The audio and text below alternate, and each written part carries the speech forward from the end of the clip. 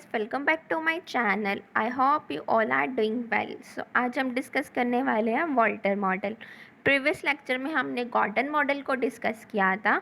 So let's get started. Walter model किसने प्रोपाउंड किया था? प्रोफेसर जेम्स ई वॉल्टर ने। इस मॉडल को भी हम क्या कहते हैं? रेलेवेंस थ्योरी ऑफ डिविडेंड कहते हैं। रेलेवेंस थ्योरी का हमने गॉर्डन मॉडल में डिस्कस कर लिया था। एंजम्पशंस क्या है इस मॉडल की? एंजम्पशंस है कोई भी एक्सटर्नल फिनांसिंग नहीं होएगी। कोई भी फर्म अगर अपनी फंड्स की रिक्वायरमेंट है वो क्या करेगा? इंटरनल ही सेटिस्फाई करेगा कि कोई भी फंड्स वो बाहर से नहीं लेगा। ईपीएस क्या रहेगा? हमारा अनचेंज रहेगा। ईपीएस होता है अर्निंग पर शेयर, जो भी है वो हमारा कभी भी चेंज नहीं हो रहा है, वो कांस्टेंट है। रेट ऑफ रिटर्न क्या है हमारा? वो भी कांस्टेंट है। Fourth one is firm will remain A परपीचुअल life, कि फर्म की क्या एक लॉन्ग लाइफ एक्सपेक्ट कर रहा है इस मॉडल में। ये क्या थी? इसकी एंजम्पशंस थी। इस मॉडल में हमारे बेसिकली टू फैक्टर्स इंपॉर्टेंट है। एक है हमारा कॉस्ट ऑफ इक्विटी कैपिटल और second one is rate of return on investment. क्या करते हैं हम? इसको कंपेयर करते हैं और ये हमारा क्या हेल्प करता है? अचीव करने में हेल्प करता है किस ऑब्जेक्टिव को? वेल्थ मैक्सिमाइजेशन को। कि कॉस्ट ऑफ इक्विटी कैपिटल और rate of return on investment को क्या करेंगे? हम कंपेयर करेंगे। उसके अकॉर्डिंग ही हम देखेंगे कि हमने डिविडेंड डिस्ट्रीब्यूट करना है या नहीं करना है। तो ये हमारे फैक्टर्स क्या इंपॉर्टेंट है कि इनके बेसिस पे ही हम बताएंगे कि डिविडेंड को कैसे डिस्ट्रीब्यूट किया जाए और करना चाहिए या नहीं करना चाहिए। कॉस्ट ऑफ कैपिटल क्या होता है?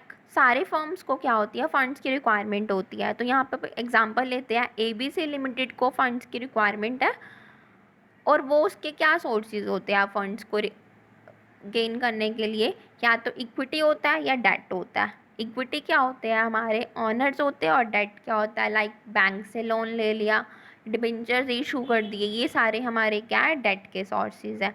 तो एबीसी फर्म ने क्या किया? बैंक से लोन ले लिया और उसका इंटरेस्ट रेट क्या था? 5%। 5% हमारा क्या हो गया? Cost of capital. तो आपका कोई कॉस्ट ऑफ कैपिटल कैसे होगा?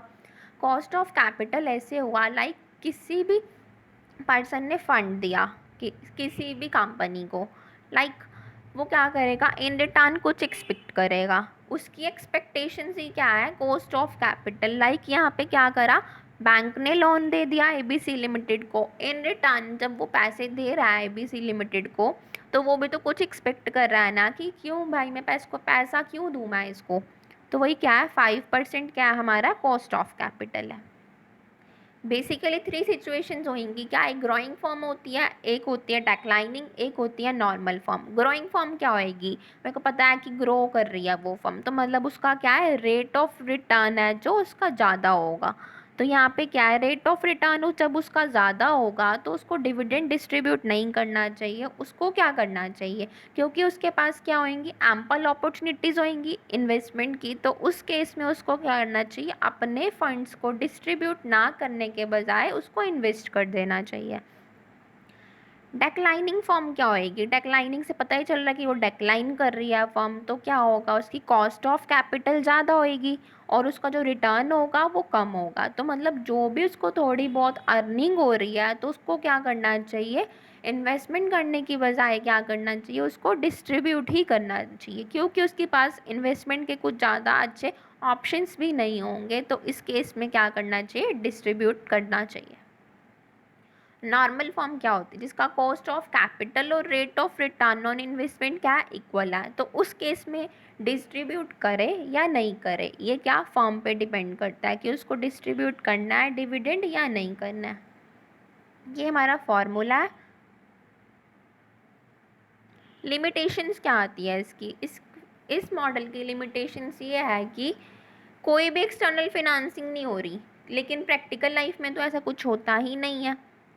Applicable on pure equity firm, ये मॉडल वहीं पे एप्लीकेबल होगा जहाँ पे प्योर इक्विटी फर्म होगी, लेकिन ये भी पॉसिबल नहीं है। डेट भी हमारा है और प्रेफरेंस शेयर होल्डर्स भी होते हैं। तो ये भी क्या है, हमारी सेकंड लिमिटेशन है। थर्ड लिमिटेशन क्या है, constant rate of return on investment. लेकिन प्रैक्टिकल लाइफ में ऐसा होता ही नहीं है कि हमें कोई भी इन्वेस्टमेंट करे और कांस्टेंट रेट ऑफ रिटर्न मिल रहा है उस पर, तो ये पॉसिबल नहीं है। ये तीन हमारी क्या आती है, लिमिटेशंस थी। Thanks for watching my video.